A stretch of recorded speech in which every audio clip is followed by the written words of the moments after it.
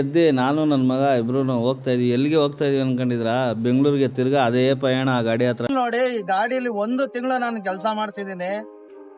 Sensor smoke ಬರೋದು, ಹುಡುಗರ ಕೈಲೆಲ್ಲ check ಮಾಡ್ಸಿರೋದು, ಪ್ರತಿಯೊಂದು ಹಾಕ್ತೀನಿ ನಾನು. ಫುಲ್ ವಿಡಿಯೋ ನೋಡಿ, ಸಪೋರ್ಟ್ ಮಾಡಿ, ಶೇರ್ ಮಾಡಿ ಮತ್ತೊಬ್ಬರಿಗೆ. BS6 ಯಾವ ತರ ಅನುಭವ ಐತೆ, ನನಗಂತೂ ಅನುಭವ ಇಲ್ಲ. BS6 ದೊಡ್ಡ ಗಾಡಿ ನೋಡಿ, 17 ಫೀಟ್ ಇದು ಗಾಡಿ ತಗೊಂಡಿದೀನಿ ಗುರು. ಒಂದೊಂದು ಕಷ್ಟಪಟ್ಟೆ. ಸ್ವಲ್ಪ ಫೋಟೋ ಇದೆ, ಸ್ವಲ್ಪ ವಿಡಿಯೋ ಇದೆ, ಬೇಜಾರ್ ಮಾಡ್ಕೊಡಿ. ಪ್ರತಿಯೊಂದು ಅಪ್ಡೇಟ್ ನೋಡಿ. ಗಾಡಿ ಯಾವ ತರ ಇರಬೇಕು ನನಗೂ ಒಂದ್ ಸ್ವಲ್ಪ ಕಮೆಂಟ್ ಅಲ್ಲಿ ತಿಳಿಸಿ, ಸರಿನಾ? ಫುಲ್ ವಿಡಿಯೋ ನೋಡಿ. ಈ ಗಾಡಿ ಬಿಚ್ಚಿಸ್ತ್ರೆ 1000 ರೂಪಾಯಿ, 500 ರೂಪಾಯಿ, 1,500, 2,000, 3,000 ಈ ತರ ಸಣ್ಣ ಪುಟ್ಟ ಖರ್ಚು ಅಂತ ಟೋಟಲ್ ಆಗಿ ಒಂದ್ 65,000 ರೂಪಾಯಿ ಖರ್ಚು ಮಾಡಿದೀನಿ ಗುರು ಈ ಗಾಡಿಗೆ. ಆದ್ರೂ ಇದು ಕಂಪ್ಲೀಟ್ ರೆಡಿ ಆಗ್ಲಿಲ್ಲ. ಸಣ್ಣ ಪುಟ್ಟ ಮಾಡಿಸಿ ನನ್ಗಂತೂ ಬೇಜಾರಾಗೋಯ್ತು. ಹುಡುಗರೆಲ್ಲ ಬೈಕೊಂಡ್ರು, ಯಾಕಣ ಈ ಗಾಡಿ ತಂದೆ, ಯಾಕೆ ಸಿಗಾಕೊಂಡೆ, BS6 ತರಬೇಡ್ದಾಯ್ತು, ನೀನು ಯಾವ್ದು ಚೆನ್ನಾಗಿರೋ ಗಾಡಿ ತರಬೇಕಾಯ್ತು ಅಂತ. ಅದೇ ಏನೋ ಹೇಳ್ತೀವಲ್ಲ, ಅಂದದಿಂದ ಹೋಗಿ ಮ್ಯಾಟು ಗೀಟು ಎಲ್ಲ ತಂದು ಕ್ಲೀನಾಗಿ ಕಂಪ್ಲೀಟ್ ಆಗಿ ರೆಡಿ ಮಾಡಿದೆ ಗುರು. ಗಾಡಿನ ಮುದ್ದಾಗಿರ್ಲಿ, ಚೆನ್ನಾಗಿ ಕಾಣಿಸ್ಲಿ, ಗಲೀಜಾಗಿ ಇರೋದ್ ಬೇಡ ಅಂತ ಡ್ಯಾಶ್ ಬೋರ್ಡ್ಗೆ, ಪ್ಲಾಟ್ಫಾರ್ಮ್ ಎಲ್ಲ ಮ್ಯಾಟ್ ಹಾಕ್ದ ನಾವು. ಮ್ಯಾಟ್ ಹಾಕ್ಬಿಟ್ಟು ತಿರ್ಗಾ ನೋಡಿದ್ರೆ ಅದೇ ಪ್ರಾಬ್ಲಮ್ ಗುರು.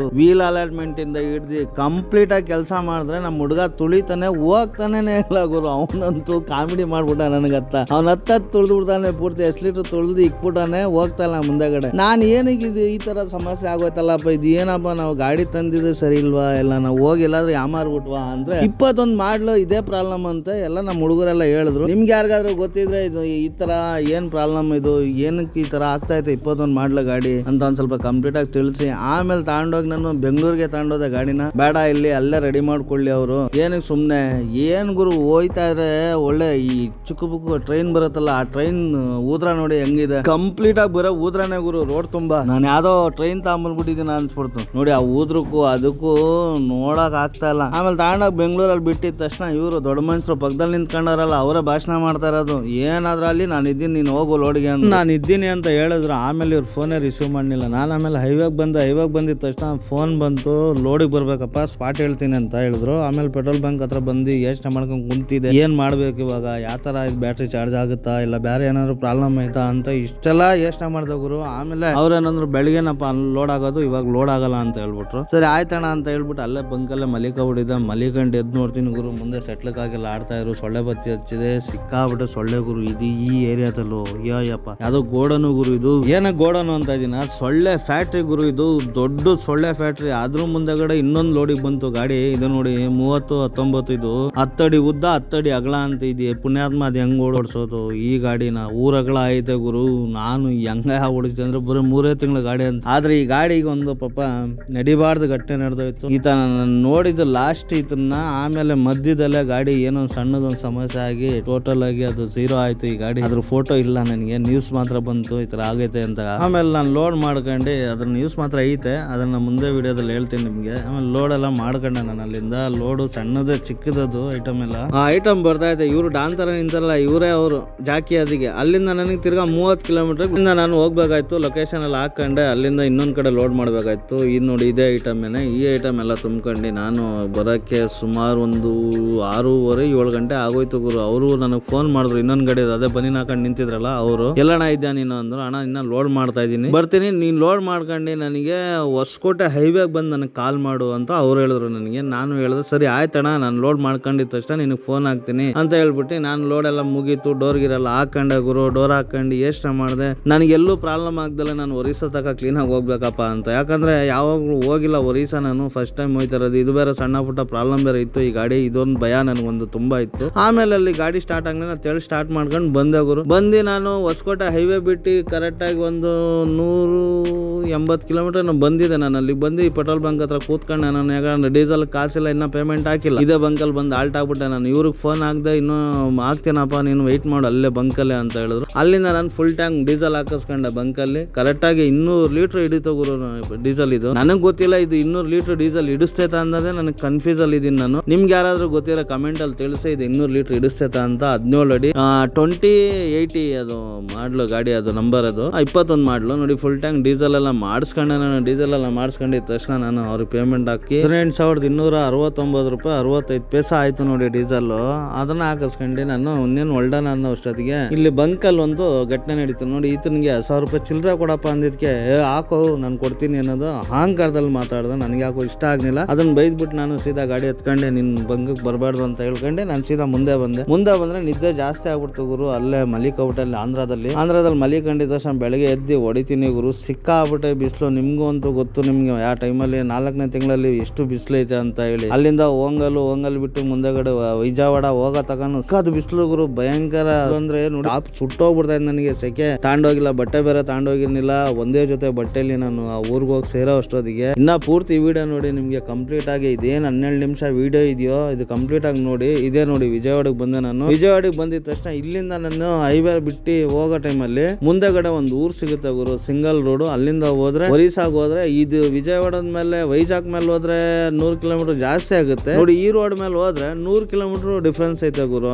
ಅದಕ್ಕೆ 100 ಕಿಲೋಮೀಟರ್ ಡಿಫ್ರೆನ್ಸ್ ಆಗೋದು ಒಳ್ಳೇದಲ್ವಾ ಗುರು? ಯಾಕಂದ್ರೆ ಅಷ್ಟೊಂದು 100 ಕಿಲೋಮೀಟರ್ಗೆ ಒಂದು 10 ಲೀಟರ್ ಡೀಸೆಲ್ ಉಳಿದ್ರು ಹೆಚ್ಚೆ ನಮ್ಗೆ 7 ಬಂದ್ರೆ ಒಂದು 14 ಲೀಟರ್ ಡೀಸೆಲ್ ಉಳಿತೈತೆ, ಆರಾಮಾಗಿ ಹೋಗ್ಬೋದು. ರೋಡ್ ಮಾತ್ರ ಸೂಪರ್ ಆಗೈತೆ ಗುರು. ಅಲ್ಲಿಂದ ಮುಂದಕ್ಕೆ ಬಂದ್ರೆ ನೋಡಿ ಇದು ಹೈವೇ ಅಂದ್ರೆ ಸಿಂಗಲ್ ರೋಡೇನೆ, ಸಿಮೆಂಟ್ ರೋಡ್ ಸೂಪರ್ ಆಗೈತೆ. ಸಿಮೆಂಟ್ ರೋಡ್ ಹುಷಾರಾಗಿ ಹೋಗಿ. ಇಲ್ಲಿ ಎಮ್ಮ ಕರಾಗಳು ಸಿಕ್ಕಾಬಿಟ್ಟೆ ಗುರು. ಬಂತು ನೋಡಿ 2 ಎಮ್ಮೆ ಯಮದೂತ ಬಂದಂಗ ಆಗೋಯ್ತು ನನಗೆ. ಸುಮ್ಮನೆ ಅನ್ಕಂಡು ನಾನು ಮುಂದೆ ಹೋದೆ. ಹುಷಾರಾಗಿ ಹೋಗೋಣ, ಇಲ್ಲಿಂದ ಯಾಗ್ಬೇಕು ಯಾರಾದ್ರೂ ಅಡ್ಡ ಗಿಡ್ಡ ಓಡ್ ಬರೋದೆ ಅಲ್ಲಿ ಏನಾದ್ರು ಅಲ್ಲಿ. ಈ ಸೆಕೆಯಲ್ಲಿ ಕಣ್ ಬೇರೆ ಕಾಣಿಸಲ್ಲ, ಕಣ್ಕಂಡ್ ಮಂಜಾಗ್ಬಿಡ್ತೈತೆ. ನಿದ್ದೆ ಕಡೆ ಒಂದ್ ಕಡೆ ಬಂದಿಲ್ಲ ಅಷ್ಟಕ್ಕೆ ಸೈಡ್ಗೆ ಹಾಕಿ ನಿಲ್ಸ್ಬಿಟ್ಟೆ ಗುರು. ನಿಲ್ಸ್ಬಿಟ್ಟು ಈ ಗಾಡಿ ಯಾಕಪ್ಪ ನಮ್ಗೆ ಇಷ್ಟೆಲ್ಲ ನೋವು ಕೊಡ್ತೈತಲ್ಲಪ್ಪ, ಅವಾಗ ಆಫ್ ಆಗ್ಬಿಡುತ್ತೆ ಅಂತ ಅಲ್ಲೇ ಹೋಗಿ ಮಧ್ಯದಲ್ಲಿ ಊಟ ಮಾಡ್ಕೊಂಡು. ಊಟ ಅಂದ್ರೆ ಫುಲ್ ಮೀನ್ಸ್ ಊಟ ಗುರು. ಇಲ್ಲಿ 100 ರೂಪಾಯಿ ಊಟ. ಎಲ್ಲಿಗೆ ಬಂದಿದ್ದೀನಿ ನಾನು? ಇಲ್ಲಿ ಇದ್ಯಾವುದೋ ಊರ ಹೆಸರು ಜದ್ದಲ್ಪುರ ಅಂತೆ, ಬೋಲ್ಡ್ ಹಾಕ್ತೀನಿ ನೋಡಿ. ಅದ್ರ ಪಕ್ಕದಲ್ಲಿ ಬಾಟಲ್ಲಿ ಒಳಿ ಕೊಟ್ಟೋಗ್ಬಿಟ್ಟಿದೆ ಅನ್ಕೊಳ್ಳಿ. ಸಿಕ್ಕಾಬಿಟ್ಟೆ ಫೈನ್ ಹಾಕ್ಬಿಟ್ಟಿರೋರು. ಹೆಂಗೋ ನನ್ನ ಪುಣ್ಯ 100 ರೂಪಾಯಿ ಊಟ ಮಾಡ್ಕೊಂಡಲ್ಲಿ ಹೊಟ್ಟೆ ತುಂಬಾ ಚಿಕನು ಅದು ಬೇಳೆ ಸಾರು ಎಲ್ಲ ಗೊತ್ತಿರುತ್ತೆ ನಿಮ್ಗೆ. ನನಗೆ ಆ ಊರಲ್ಲಿ ಬೇಳೆ ಸಾರು ಎಲ್ಲ ಸಿಕ್ಕಿದ್ಕೆ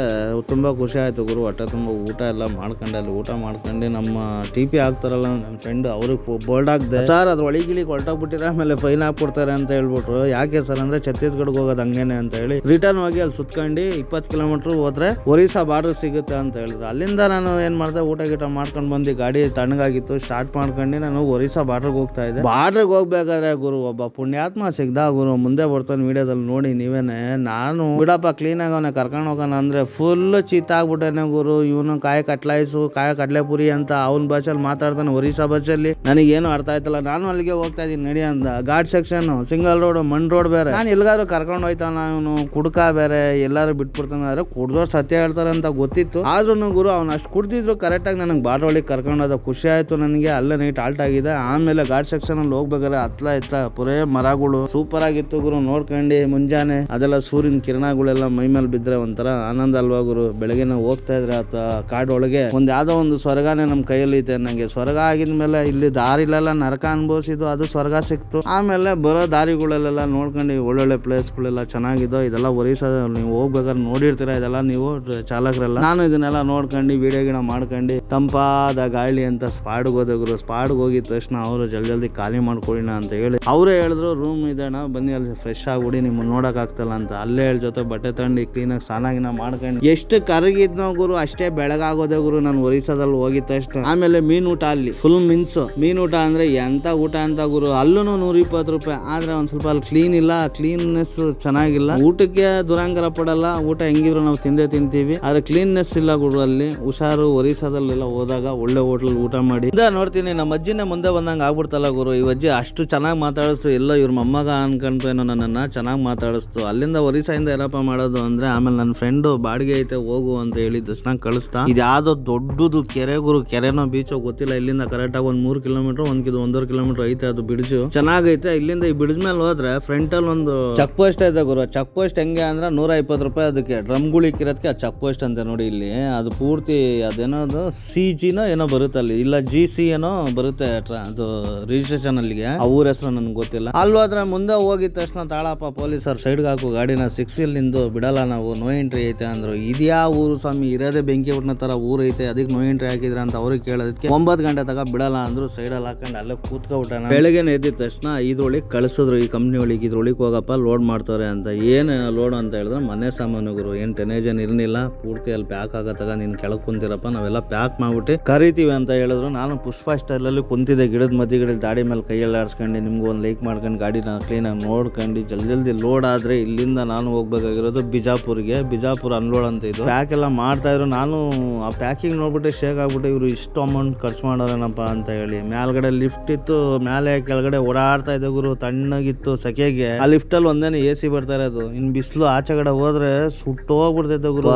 ನನಗಂತೂ ಈ ಒರಿಸ್ಸಾದಲ್ಲಿ ಸೆಕೆ ನೀರಿಗೂ ಅದಕ್ಕೂ ಬರೀ ಗಿಡ ಮರ ಹುಡುಕಿರೋದೇ ಹೆಚ್ಚು ಗುರು. ಅಲ್ಲಿ ಎಲ್ಲಿ ನೆಳ್ಳೈತೋ ಅಲ್ಲಿ ಕೂತ್ಕೊಳ್ಳೋದು, ಬರೋದು ಗಾಡಿ ಹತ್ರ ನೋಡ್ಕೊಳ್ಳೋದು, ಪ್ಯಾಕ್ ಮಾಡೋರ ಅಂತ ನೋಡೋದು, ತಿರ್ಗಾ ವಾಪಸ್ ಹೋಗೋದು. ಆಮೇಲೆ ಇವರು ಎಲ್ಲ ರೆಡಿ ಮಾಡ್ಕೊಂಡ್ರು, ಎಲ್ಲ ಲೋಡ್ ಮಾಡಕ್ ಸ್ಟಾರ್ಟ್ ಮಾಡಿದ್ರು. ನಾನು ಜಲ್ದಿ ಲೋಡ್ ಆಗ್ಬಿಟ್ರೆ ಸಾಕು ಕಣಪ್ಪ, ಇಲ್ಲಿಂದ ಬಿಸಿಲಿಂದ ಕರೆಕ್ಟಾಗಿ ಕರ್ನಾಟಕ ಹೋಗಿ ಸೇರ್ಕೊಬಿಟ್ರೆ ಸಾಕು. ಏನು ಜಲ್ದಿ ಆಗುತ್ತೋ ಲೋಡ್ ಅನ್ಕೊಂಡು ಅಷ್ಟೇ ಜಲ್ದಿ ಮಾಡ್ಕೊಟ್ರು ಗುರು. ಯಾಕಂದ್ರೆ 4-5 ಜನ ಇದ್ರು ಅವರು, ಪಟ ಅಂತ ಲೋಡ್ ಮಾಡ್ಕೊಟ್ಬಿಟ್ರು ಗುರು. ನೋಡಿ ಫುಲ್ ಲೋಡ್ ಆಯ್ತು. ಲೋಡ್ ಮಾಡ್ಕೊಂಡು ಅಲ್ಲಿಂದ ಅಡ್ವಾನ್ಸ್ ಎಲ್ಲ ಹಾಕೋರು ಗುರು. ಪಟ್ ಅಂತ ಅಡ್ವಾನ್ಸ್ ಹಾಕ್ಬಿಟ್ರು. ಡೀಸೆಲ್ ಹಾಕ್ಸ್ಕೊಳಕ್ ಬಂದೆ, ಅಲ್ಲಿ 94 ರೂಪಾಯಿ ಏನೋ ಇತ್ತು ಡೀಸೆಲ್ ಅದು. ಅವಾಗ ನಾವು ಏನು ಒಂದೊಂದ್ ಕಡೆ ಒಂದೊಂದು ರೇಟಲ್ಲಿ ಐತಲ್ಲ, ಎಲ್ಲಾ ಕಡೆ ಒಂದೇ ರೇಟ್ ಇರಬೇಕು ಅಂತ ನಾನು ಅನ್ಕೊಂಡೆ. ಆದ್ರೆ ನಾವು ಅನ್ಕೊಂಡಂಗೆ ಇರಲ್ವಲ್ಲ ಗುರು. ಈ ವಣ್ಣ ನೋಡಿದ್ರೆ ಗಜ ನಿಂತ್ಕೊಂಡಿತ್ತು. ನನಗೆ ಯಾಕಪ್ಪ ಈ ತರ ನಿಂತೈತಿ ವಣ್ಣ ಅನ್ಕೊಂಡೆ. ಡೀಸೆಲ್ ಹಾಕ್ಸ್ಕೊಂಡು ಹೊರಟುವಾಗಾರೆ ಸುಮಾರು ರಾತ್ರಿ 2:30 ಗುರು ನಾನು ಬಾರ್ಡ್ರಿಗೆ ಬಂದೆ. ಅದನ್ನ ಹೇಳನಲ್ಲ GC ಅಂತ, ಆ ಬಾರ್ಡ್ರ್ ಬಿಟ್ಟು ಬರೋ ಅಷ್ಟೊತ್ತಿಗೆ ಮಹಾರಾಷ್ಟ್ರ ಹತ್ರ ಬಂದ್ಬಿಟ್ಟಿದೆ. ನಾನು ಮುಂದೆ ಬರ್ತೀನಿ ಬಾರ್ಡರ್ ಬಿಟ್ಟು, ಫುಲ್ಲು ಜಾಮು ಗುರು. ಜಾಮಲ್ಲಿ ನಿಂತ್ಕೊಂಡು ರಾತ್ರಿ ಸ್ಟೇ ಮಾಡಿದೆ. ಸ್ಟೇ ಮಾಡಿದ ತಕ್ಷಣ ಬಂದಿದ್ದು ಬೈಪಾಸ್ಗೆ ಗುರು. Top and top road bypass ಇದು, ಸಕ್ಕತ್ತಾಗೈತೆ ಗುರು. ಏನ್ ಸೂಪರ್ ಆಗೈತೆ ಅಂದ್ರೆ ಪೂರ್ತಿ ರೈಟ್ ರೌಂಡ್ ನೋಡ್ಕೊಂಡು ಬರೋ ಅಷ್ಟೊತ್ತಿಗೆ ರೋಡಲ್ಲಿ ಆನಂದ ಆಗೋಯ್ತು ಗುರು. ಈ ರೋಡ್ ಬರೋ ಅಷ್ಟೊತ್ತಿಗೆ ನನಗೆ ಮುಂದೆ ಒಂದು ಟೋಲ್ ಸಿಗುತ್ತೆ, ಒಳ್ಳೆ ಗರಡ ಇದ್ದಂಗೆ ಇರುತ್ತೆ ಗುರು ಆ ಟೋಲ್. ನೋಡಿ ಈ ಟೋಲ್ನ ಬಿಟ್ಟು ಮುಂದೆ ಬರ್ಬೇಕಾದ್ರೆ ನನಗೊಂಥರ ಆನಂದ, ಏನೋ ಅದ್ದು ಒಳಗೆ ಬಂದ್ಬಿಟ್ವ ನಾವು. ಬಿಸಿಲು ತಡೆಯೋಕ್ಕಾಗಲಿಲ್ಲ ಗುರು. ಡಾಬೋಳಿ ಕಳೆದ್ಬಿಟ್ಟೆ ಗಾಡಿನ, ಇನ್ನು ಮುಂದೆ ಓಡ್ಸೋಕ್ಕಾಗಲ್ಲ, ಇಲ್ಲಿ ಏನಾದರೂ ತಿನ್ಕೊಂಡು ಹೊರಟೋಗ್ಬಿಡೋಣ ಅಂತ ಹೇಳ್ಬಿಟ್ಟು ಅಲ್ಲಿ ದಾಲ್ ತಡ್ತಾನೋ ಪಡ್ತಾನೋ ಅಂತ ಹೇಳಿದೆ. ಅದನ್ನು ಕೊಟ್ಟರು ಗುರು. ಅದನ್ನು ತಿನ್ಕೊಂಡ್ರೆ ಅಲ್ಲಿಂದ ಟೈಮ್ ಆಗ್ಬಿಡುತ್ತೆ. ಇನ್ನೇನು ಮುತ್ಸಂಜೆ ಟೈಮ್ ಅಲ್ವಾ, ಎಲ್ಲ ಒಂದು 4 ಗಂಟೆ 4:15 ಹತ್ರ ಆಯ್ತಾಯ್ತು. ಹೊಡ್ಬಿಡೋಣ ಜಲ್ದಿ ಹೊಡೆದ್ಬಿಡೋಣ ನಾವು ಬಿಜಾಪುರ್ಗೆ ಹೊಡೆದ್ಬಿಟ್ಟು ಅನ್ಲೋಡ್ ಮಾಡ್ಕೊಂಡು ಗಾಡಿ ಸಿಕ್ಕಾಬಿಟ್ಟೆ ಪ್ರಾಬ್ಲಮ್ ಕೊಟ್ಬಿಡ್ತು ಗುರು. ಅದು ನನಗೆ ಭಯ ಸಿಕ್ಕಾಬಿಟ್ಟೆ ಆಗೋಯ್ತು. ಬಿಜಾಪುರ್ ಬರೋತಕ ನಿಲ್ಸಿಲ್ಲ ಗುರು. ಅಲ್ಲೇ ಹೋಗಿ ಸೈಡಲ್ಲಿ ಹೋಗಿ ಆಲ್ಟ್ ಆಗಿದೆ ಅವ್ರ ಮನೆ ಹತ್ರನೇ. ಬೆಳಗ್ಗೆ ಅನ್ಲೋಡ್ ಮಾಡ್ಕೊಡ್ತೀವಪ್ಪ, ಆರಾಮಾಗಿ ಮಲ್ಲಿಕೊಬಿಡು ಅಂದ್ರು. ಸರಿ ಆಯ್ತು ಅಣ್ಣ, ಎಲ್ಲ ಮಲ್ಲಿಕಂತೀರಿ ಅಂತ ಹೇಳಿ ಬೆಳಗ್ಗೆನೆ ಎದ್ದು ಡೋರ್ ಎಲ್ಲ ಬಿಚ್ಚಪ್ಪ ಅಂದ್ರು. ಬಂದೆ, ನಾನು ಡೋರ್ ಎಲ್ಲ ತೆಗೆದ್ಬಿಟ್ಟೆ, ಜಲ್ದಿ ಮಾಡ್ಕೊಡಿ ಅಣ್ಣ ಹೋಗ್ಬೇಕು ಅಂದೆ. ಇದೇ ಕೋಡನ್ನ ಹೊಡೆದು ಇಂದ ಖಾಲಿ ಮಾಡ್ಕೊಂಡು ಬಂದಿದ್ದೆ ನಾನು ಶೋರೂಮ್ ಹತ್ರ. ಇದೇ ಶೋರೂಮ್ ಅದು. ಹೋಗ್ಬಿಟ್ಟು ಗಾಡಿ ಪ್ರಾಬ್ಲಮ್ ಐತೆ ಅಂತ ಹೇಳಿದ್ರೆ 4 ದಿವಸ ಆಗುತ್ತೆ ಚೆಕ್ ಮಾಡಕ್ಕೆ ಅಂತ ಹೇಳಿದ್ರು. ಅಲ್ಲಿಂದ ಇದ್ಯಾಕೋ ಸರಿ ಹೋಗಲ್ಲ ಅಂತ ಹೇಳ್ಬಿಟ್ಟು ಗುರು ನಮ್ಮೂರ್ ಕಡೆ ನಾನ್ ಬಂದ್ಬಿಟ್ಟೆ ಗುರು. ಯಾಕೆ ಗೊತ್ತಾ, ಈ ಗಾಡಿ ಸಿಕ್ಕಾಬಿಟ್ಟೆ ನನಗೆ ಸಮಸ್ಯೆ ಕೊಟ್ಟಿದೆ ಹೆಚ್ಚು ಗುರು. ಇದು ಜೂನ್ದಲ್ಲಿ BS6 ಅಲ್ಲಿ ಯಾವ್ದು 21 ಮಾಡಲು ಯಾರು ತಾಂಬೇಡಿ, ತಾಳಕ್ ಹೋಗ್ಬೇಡಿ. ನಾನು ಸಿಕ್ಕಾಬಿಟ್ಟೆ ಕಷ್ಟಪಟ್ಟೆ, ನೀವು ಕಷ್ಟಪಡೋಕೆ ಹೋಗ್ಬೇಡಿ. ನಿಮ್ಮ ಸಂಚಾರಿ ಚಲಕ ಮುಂದಿನ ಸಂಚಿಕೆಯಲ್ಲಿ ಸಿಗ್ತೀನಿ ಮತ್ತೊಂದು ವಿಡಿಯೋದಲ್ಲಿ. ಎಲ್ಲರಿಗೂ ಧನ್ಯವಾದಗಳು.